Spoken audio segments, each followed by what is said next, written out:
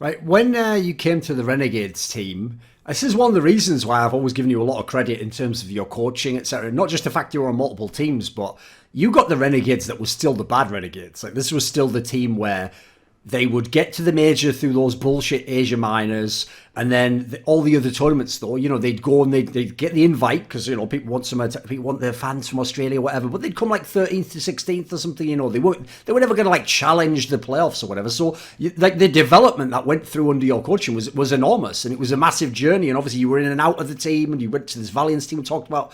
Right, when you first came to Renegades, I mean, even compared to mouse sports, it was like a step down. Like, the org wasn't as big. It was obviously a pretty new org. It was actually when my mate Monty still owned it.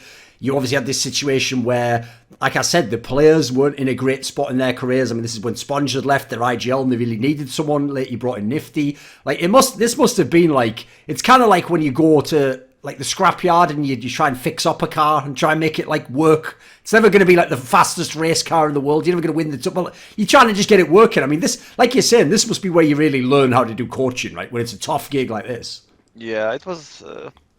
I didn't really see it as a tough job. I think it was really interesting because it was how it happened. That was maybe 26th December of 2016, something like that. That I got a message from Pita.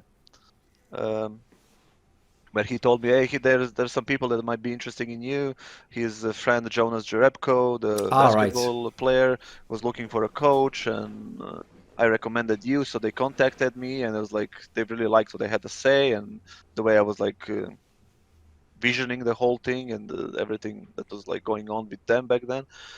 And I got a call. I was like, do you want to come and and just be our coach?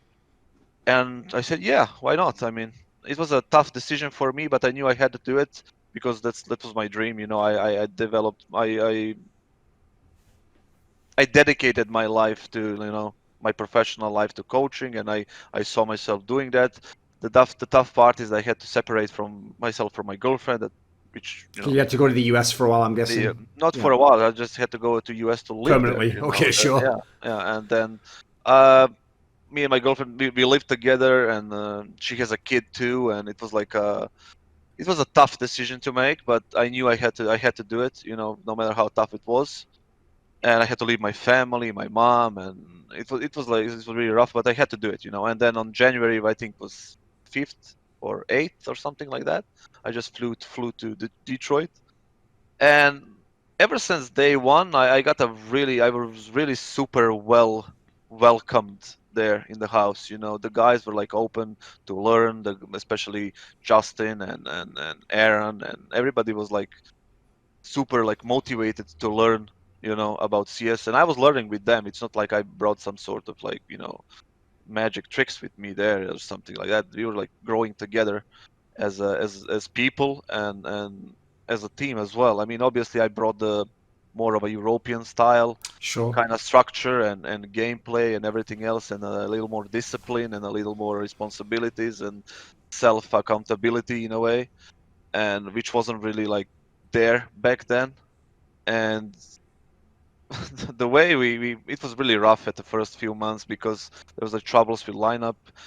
Rick was there, and then he left to go to CLG. There was like a bit of a we talked about this as well in the other one. You basically said that was like kicking off the problems. I want to go back a second. When you say that, like, you skipped over it there, mate. If this was like the documentary, that whole section where you're talking about how you had to like leave your family and you go for that would be like a 10-minute section where everyone would be crying and everyone would be like, there'd be sad music, like it'd be fucking epic. So I've got to ask you though, because a lot of people won't get that, what you just said there, right? It's where I can tell when people have come from a different world. Like, it's the same with me, right? People like me and Richard Lewis, if people don't know, just because we're from the United Kingdom, we aren't posh at all. Like, we didn't come from like some sick family. Like, we came from literally like the most working class towns where, mate, there wasn't, like, even when I was in esports for like 10 years, there was nobody ever came from my area ever that made it in esports.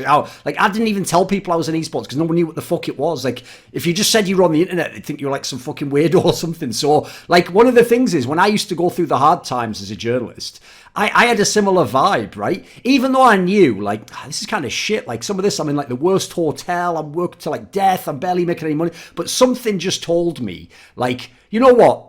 if I don't make it, it has to be because I just didn't make it. It can't be because I go, nah, I'm just going to tap out now. I'm going to go do something, calmer or something safe. I'm just going to get a normal job. Like something told me, like I have to give it my all. I have to give it the whole thing. And then if I don't make it, fine. But like that way, I'll sort of have like peace of mind. Like what was driving you? Why did you have to make it as a coach? What was so alluring about this? The thing is, like, I loved this. I love this game. That's the whole thing. I loved it so much. It was like it brought me so much pleasure throughout the years. Even in 1.6, when we had like tournaments, those are the memories that I will never forget. The things where we go to a tournament, the LAN tournament in Serbia, some small ass city somewhere, and you play tournament till like 7 a.m.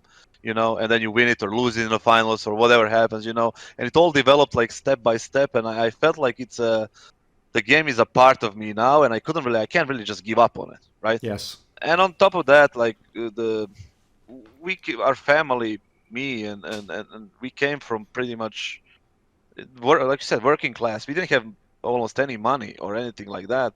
It was like, it was really rough, and at the time when the job opportunity came from United States, and the fact that like I'm gonna be earning money and I'm gonna be doing the things that I love the most, and I realized I needed to make some sort of sacrifice, right? It just needed to happen, and I just made the call and I did it. It wasn't easy, but I'm glad I did it. It cost me a relationship, Certainly, yeah. but that's just the price that I agreed to pay, even though it saddens me to say that like that, but it just needed to be paid, and I paid it. It worked out very well, I guess, in a way. Sometimes I wonder what would happen if Of I didn't course, go. yeah. I mean, where would I be, or what would I be doing? But you can't go back and think like that Yeah, yeah. for too long. It's just like sometimes it comes across my mind. But like I said, I sacrificed the relationship. I left my family, especially my mom, which was probably a much harder thing to do at the time, because she was like left alone back then, and my brother was working. I think he was at the time he was in Dubai working as a bartender, and my grandmother that was living with my mom, she passed away as well. And it wasn't really the easiest call to make, but I realized I had to do it because that's something I love, and Sure.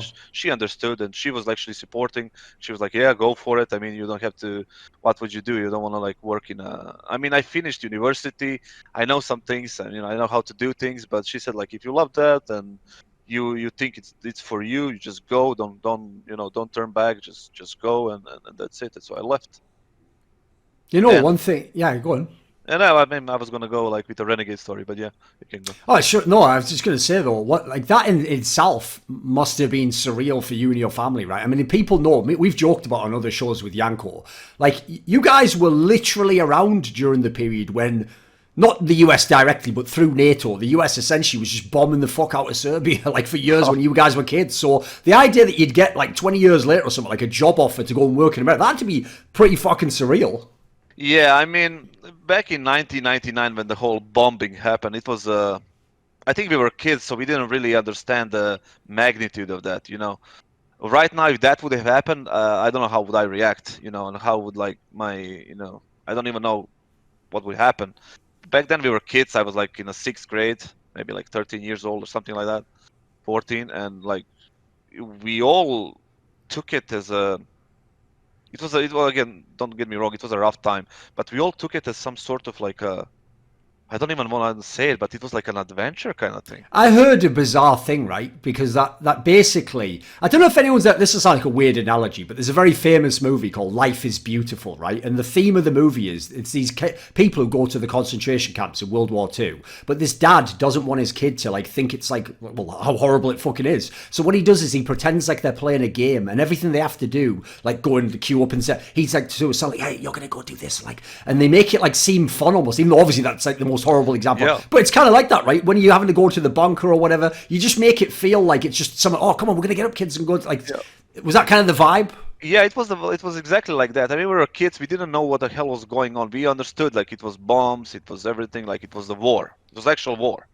Yeah. But we couldn't really like understand the full magnitude of it because we were obviously kids. I still remember my late grandfather. He himself couldn't comprehend the situation that they were bombing us in 1999, right? And then he was like, it was the very first night of the whole thing happening, you know, and we were sitting on a balcony in my house, and it was like you can see the bombs dropping right in the distance, the fire, the explosions, right? You can see it, everything. And I'm looking at him. It's like, yeah, that's not bombs. It's just fireworks, you know. He actually couldn't believe it that was like that was actually happening, you know. Yeah, yeah. You know, and then like you said, getting a job offer from the United States 17 years, 18 years later, I didn't feel anything negative towards it. I never blame the American people for it. It's always about the politics and the bullshit Sure. like that. The people are people everywhere, you know. Yes. There's wankers in America, politics in every yeah, country, of yeah. course. Yeah. America, Serbia, China, Australia, doesn't fucking matter. People are people, right? The politics is something different, and there's like assholes everywhere, you know. Yes. Um, so, Agreed. so nothing about the job offer from United States, like nothing. Like I was like, oh, I'm not gonna go to United States. They had a war with us. They were in a war with us. They bombed us, whatever. It was never like that. Not a single moment. I actually like most of the American people, you know. Yeah, yeah. They're You pretty know, cool. yeah, they're pretty cool, you know, and it's like for me, it wasn't really a problem at all.